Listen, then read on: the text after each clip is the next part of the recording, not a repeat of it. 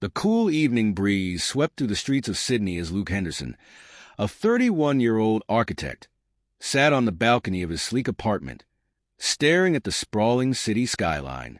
It was a beautiful sight, but his mind was elsewhere. In his hand, he held a small velvet box, a ring he'd been saving up for over a year to buy for the woman he thought he would spend the rest of his life with, Megan Wilson. Megan, 29, was everything Luke had ever wanted. She was intelligent, outgoing, and had a sense of humor that could brighten anyone's day. They had met 3 years ago at a mutual friend's wedding. Luke had been instantly attracted to her vibrant personality, while Megan had been drawn to his quiet confidence and steady nature. It wasn't long before they became inseparable. Now, after 2 years of dating, Luke was ready to take the next step. He had the perfect proposal plan for Watson's Bay, where they had shared their first kiss. Everything seemed to be falling into place, but tonight, something fell off. Megan had called him a few hours ago, saying she had to work late.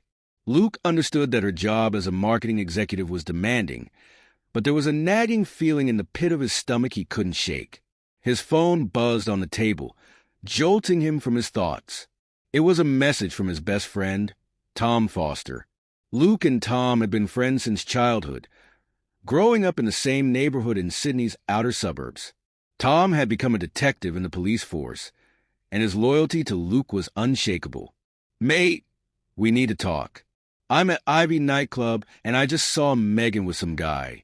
They're getting too close for comfort. What's going on?" Luke's heart dropped. Megan?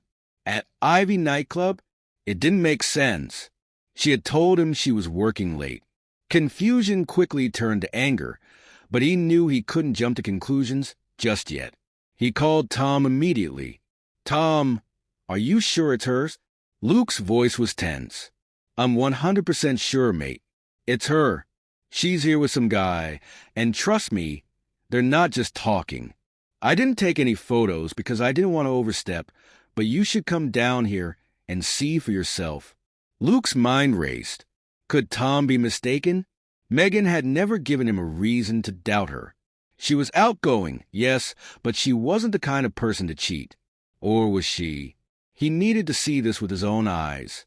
"I'm on my way," Luke said, his voice barely above a whisper. The drive to Ivy nightclub felt like an eternity. The normally short 15-minute journey seemed to stretch on for hours as Luke's mind cycled through a million scenarios. Maybe it was a misunderstanding. Maybe Megan was just out with a friend. Or perhaps this was something innocent that looked bad from the outside. But Tom wouldn't lie to him. Tom wasn't the type to make things up. Luke parked outside the club and saw Tom standing by the entrance, his arms crossed, waiting. The pounding beat of the nightclub's music spilled out onto the street, mixing with the sounds of passing cars and chatter from groups of partygoers. "Mate, are you sure about this?" Luke asked as he approached Tom, his voice filled with uncertainty. Tom's face was grim.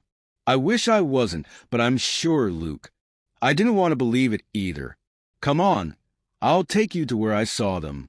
They pushed their way through the crowded club, navigating through the sea of bodies dancing to the thumping bass.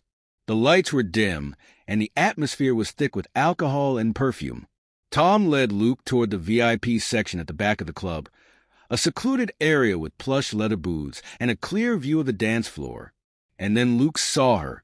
Megan, in a tight black dress that hugged her curves, was sitting on the lap of a man Luke recognized instantly, Sam Mackenzie. Sam was a well-known businessman in Sydney, infamous for his wealth and playboy reputation. He was a few years older than Luke, always surrounded by women, and rarely seen with the same one twice. And now he had his arms around Megan. Luke felt like someone had punched him in the gut. His vision blurred with anger as he watched Megan laugh and lean into Sam, their faces close. Too close. She was touching his chest, whispering in his ear. And then, there it was, she kissed him. Luke's heart shattered. The love he had for her, the plans he had made, the future he had imagined, all of it crumbled in that moment.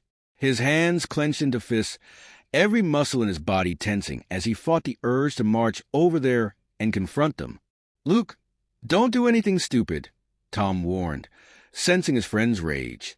But Luke wasn't going to make a scene. As much as he wanted to yell, scream, and demand answers, he knew confronting Megan in a crowded nightclub wasn't the answer. She had already shown him who she was. No explanation she could give would change what he had just witnessed. "I'm done," Luke said quietly, his voice hollow. Tom nodded in support. "Let's get out of here, mate."